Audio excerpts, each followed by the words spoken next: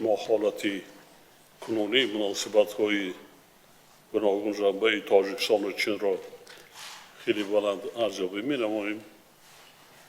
جمهوری مردمی چین در سرخط شریکان کلیدی اقتصادی و تجارتی و سرمایه‌گذاری تاجیکستان قرار دارد. ما در روحیه شریکی استراتژی همه‌جانبه و همکاری‌های سودمند را در ساحه‌های گوناگون فرهنگی و بشری، امنیتی و دیگر سمت‌های موردی توجه طرفین پیش می‌بریم. مکالمه منتظم اعتماد بخش در سطح عالی و بلند جریان دارند. قناعتمندی عمیق خود را از نتیجه‌های سلسله ملاقات‌های پرمضمون سال روان با رئیس محترم جمهوری مردم چین جناب سی جین پینگ اظهار می‌نمایم.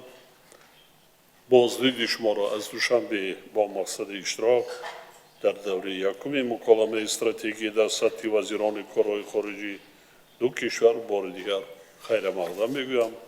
باور دارم که نتیجه‌های این جلسه با تقویت همکاری‌های دراز مدت دولت‌های ما مساعدتی نظررس خواهد کرد. Спасибо, уважаемый господин президент, за эту встречу. Прежде всего, я передаю вам самый искренний привет и наилучшее пожелание вам от председателя Си Цзиньпина. Вновь я посещаю Таджикистан через год. Я убедился в новых достижениях вашей страны, вашей столицы. Везде демонстрирует яркое развитие. Господин президент, вы как основатель вашего государства и национальный лидер, вы внесли свою душу и сердце для развития вашего государства.